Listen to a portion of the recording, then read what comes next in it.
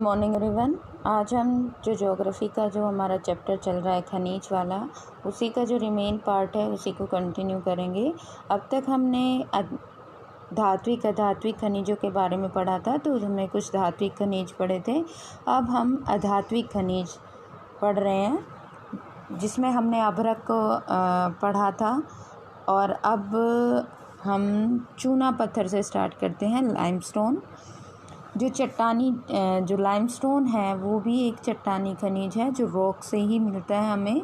चूना पत्थर कैल्शियम या कैल्शियम कार्बोनेट तथा मैग्नीशियम कार्बोनेट से बनी चट्टानों में पाया जाता है। कौन सी चट्टानों में पाया जाता है? जो कैल्शियम कार्बोनेट तथा मैग्नीशियम कार्बोनेट से जो चट्टानें बनी हुई हैं उनमें पाया जाता है।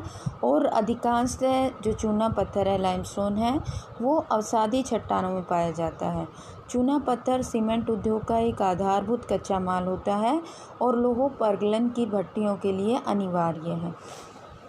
यानी कि जहाँ पर आयरन स्मेल्टिंग होती है उनके लिए कच्चे माल के रूप में लाइमस्टोन का प्रयोग किया जाता है। इस फिगर में हमें जो ये तालिका दी हुई है, इसमें हम ये देख सकते हैं कि किस राज्य में कितने % लाइमस्टोन पाया जाता है। तो राजस्थान जो है वो 21% उत्पादन के साथ सबसे अग्रणी है। राजस्थान में 21% चूना पत्थर पाया जाता है। खनन को घातक उद्योग किलर इंडस्ट्री बनने से रोकने के लिए दृढ़ सुरक्षा विनियम और पर्यावरणीय कानूनों का क्रियान्वयन अनिवार्य है। अब बात आती है खनन के लिए जोखिम खतरे, ये आप लोग अपने आप पढ़ लोगे। अब बात आती है जो इम्पोर्टेंट है खनिजों का संरक्षण, कि हम खनिजों का संरक्षण, जो खनिज हमारे जीवन में इतना महत्वपूर्ण रोल प्ले करते हैं, उनका हम संरक्षण कैसे कर सकते हैं। हम सभी को उद्योग और कृषि की खनिज निक्षेपों और उससे विनिर्मित पदार्थों पर भारी निर्भरता सुप्रेक्षित है। यानी कि हमारे जो उद्योग धंधे हैं, हमारी जो कृषि है, हमारी जो खनिज, जो भी विकास के आधारभूत तत्व हैं, उसमें खनिज निक्षेपों और उनसे विनिर्मित पदार्थों पर भारी निर्भरता है। खनन योग्य निक्षेप की कुल राशि असार्थक अंश है। भूपर्पटी का 1% जिन खनिज संसाधनों के निर्माण व सांद्रण में लाखों वर्ष लगे गए, हम उनका शीघ्रता से उपयोग कर रहे हैं। खनिज निर्माण की भूगर्भिक प्रक्रिया इतनी धीमी है। बेटा देखो, इसमें बड़ी सिंपल सी बात है कि हम खनिजों का बहुत ही ज़्यादा यूज़ कर रहे हैं और खनिजों के निर्माण की प्रक्रिया बहुत ही कम है। उनके निर्माण में लाखों हजारों वर्ष लग जाते हैं। तो इसलिए हमें खनिजों का संरक्षण करना चाहिए और यह हमारे आने वाले विकास पर, आने वाले भविष्य के जीवन इस पर निर्भर करता है। अब बात हम करते हैं कि किस तरह से उनका हम संरक्षण कर सकते हैं। तो खनिज संसाधनों को सुनियोजित और पोषणीय ढंग से प्रयोग किया जाए। तालमेल युक्त प्रयास करना होगा। निम्न कोटि के आयस्कों का कम लागतों पर प्रयोग करने के लिए उन्नत प्रौद्योगिकियों का सतत विकास करते रहना होगा। धातुओं का पुनः चक्रण, रद्दी धातुओं का प्रयोग तथा अन्य प्रतिस्थापनों का उपयोग भविष्य में हमारे खनिज संसाधनों के संरक्षण के उपाय हैं। अब बात आती है ऊर्जा संसाधन। ऊर्जा सभी क्रियाकलापों के लिए आवश्यक है। खाना पकाने में, रोशनी व ताप के लिए गाड़ियों के संचालन तथा उद्योगों में मशीनों के संचालन में ऊर्जा की आवश्यकता होती है। जो भी हमारे एनर्जी रिसोर्सेज हैं, हम कोई भी एक्टिविटी करते हैं तो हमें एनर्जी की ज़रूरत होती है। ऊर्जा का उत्पादन ईंधनों, खनिजों, ऊर्जा हमें ईंधन से भी मिलती है, खनिजों से भी मिलती है। जैसे कोयला है, पेट्रोलियम है, प्राकृतिक गैस है, यूरेनियम है, विद्युत है, ये सभी हमारे एनर्जी रिसोर्सेज हैं, ऊर्जा के संसाधन हैं। परंपरागत तथा गैर परंपरागत साधनों में वर्गीकृत इनको किया जा सकता है। परंपरागत साधनों में लकड़ी, उपले, कोयला, पेट्रोलियम, प्राकृतिक गैस तथा विद्युत सम्मिलित है। गैर परंपरागत साधनों में सौर, पवन, ज्वारीय, भूतापीय, बायोगैस तथा परमाणु ऊर्जा शामिल किए जाते हैं।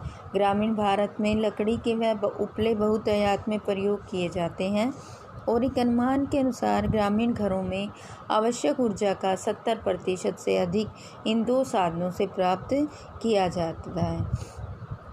अब वन क्षेत्रों का जो प्रतिशत घट रहा है उसके कारण उपलों का उपभोग भी कम हो रहा है, हतोत्साहित हो रहा है, क्योंकि इसको जो गोबर से उपले बनते हैं उसको कृषि के लिए सर्वाधिक मूल्यवान उपभोग माना जाने लगा है, तो उसको एज इट खाद यूज़ किया जाने लगा है। अब बात आती है कि हम परंपरागत ऊर्जा स्रोत वो ऊर्जा स्रोत हैं जिनका हम पुराने ज़माने से, पुराने सदियों से हम जिनका यूज़ करते आ रहे हैं। तो उनमें से एक है कोयला। भारत में कोयला बहुतायत में पाया जाने वाला जीवाश्म ईंधन है और यह देश की ऊर्जा आवश्यकताओं का महत्वपूर्ण भाग प्रदान करता है। इसका उपयोग ऊर्जा उत्पादन तथा उद्योगों और घरेलू ज़रूरतों के लिए ऊर्जा की आपूर्ति के लिए किया जाता है। भारत अपनी वाणिज्यिक ऊर्जा आवश्यकताओं की पूर्ति हेतु मुख्यतः कोयले पर निर्भर है। जैसा कि आप पहले से ही जानते हैं कि कोयले का निर्माण पादप पदार्थों के लाखों वर्षों तक संपीड़न से हुआ है, इसलिए संपीड़न की मात्रा, गहराई और दबने के समय के आधार पर कोयला हमें पता ही है कोयले का निर्माण कैसे होता है। हजारों वर्षों या लाखों वर्षों पहले जो भी वनस्पति भूस्थल में जैसे दब गई या उसके ऊपर जो है धीरे धीरे अवसादी और लेयर्स जो परतें हैं वो जमती चली गई और गहराई में दबने के कारण कोयला अनेक रूपों में परिवर्तित हो गया। जैसे जो उच्च कोटि का कोयला है, जो दलदलों के क्षय होते पादपों में पीट उत्पन्न होता है, यानी कि ये सबसे घटिया किस्म का कोयला है। इसमें कम कार्बन और नमी की जो मात्रा है वो बहुत ही कम होती है। लिग्नाइट भी एक निम्न कोटि का कोयला होता है जिसका रंग थोड़ा सा भूरा होता है और यह मुलायम होने के साथ साथ यह नमी युक्त भी होता है। लिग्नाइट कोयला मुख्यतः तमिलनाडु की नेवेली में पाया जाता है। अधिक गहराई में दबे और अधिक तापमान से प्रभावित कोयले को हम बिटुमिनस कोयला कहते हैं और यह वाणिज्य प्रयोग यानी कि जो भी हमारे उद्योग हैं या जो व्यापार के लिए यह कोयला सबसे ज़्यादा प्रयोग किया जाता है। उच्च श्रेणी के बिटुमिनस कोयले का प्रयोग लोहे का परगलन यानी कि आयरन स्मेल्टिंग, परगलन होता है बेटा स्मेल्टिंग करना, यानी कि आयरन को पिघलाने में हम बिटुमिनस कोयले का यूज़ करते हैं। अब बात आती है एंथ्रासाइट कोयले की। यह सबसे उत्तम किस्म का कोयला होता है और यह दो प्रमुख भूगर्भिक शैल क्रम में पाया जाता है। एक है गोंडवाना जिसकी आयु 200 लाख वर्ष से अधिक है और दूसरा है टर्शरी निक्षेप जो लगभग 55 लाख वर्ष पुराने हैं।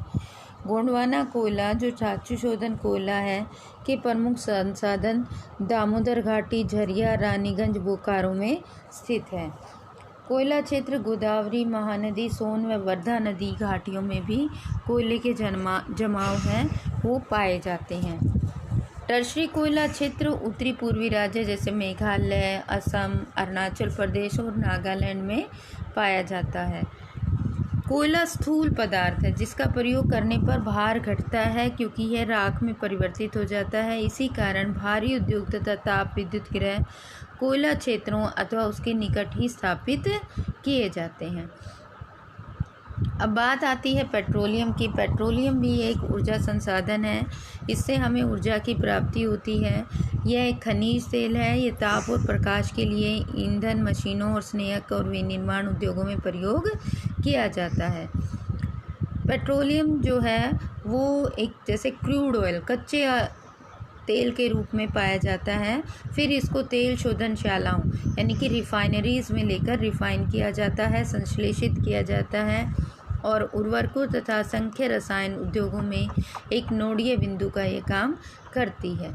भारत में अधिकांश पेट्रोलियम की उपस्थिति टर्शरी युग की शैल संरचनाओं में पाई जाती है, जहाँ उद्वलन के शीर्ष में तेल ट्रैप हुआ है, यानी कि उनके शीर्ष क्षेत्रों में तेल का भंडारण पाया जाता है। तेल धारक परत सैरंध्र चूना पत्थर या बालू पत्थर में, सैरंध्र यानी कि जिसमें रंध्र 6 छेद से होते हैं, उन तरह की चूना या बालू पत्थर की चट्टानों में पाया जाता है, जिसमें से तेल प्रवाहित आसानी से हो सकता है और असंध्र परतें तेल को ऊपर उठने और नीचे रिसने से रोकती हैं। इसलिए तेल जो है वो सैरंध्र, जिसमें रंध्र बने होते हैं, छेद टाइप बने होते हैं, उनमें वो पाया जाता है। भारत में पेट्रोलियम के साथ ही पेट्रोलियम के जहाँ पर भी ये पाया जाता है कच्चे तेल के रूप में, वहीं पर ही प्राकृतिक गैस भी पाई जाती है, जो हल्की होने के कारण खनिज तेल के ऊपर पाई जाती है। भारत में मुंबई, हाई, गुजरात, असम प्रमुख पेट्रोलियम उत्पादक क्षेत्र हैं। अंकलेश्वर गुजरात का सबसे महत्वपूर्ण तेल क्षेत्र है।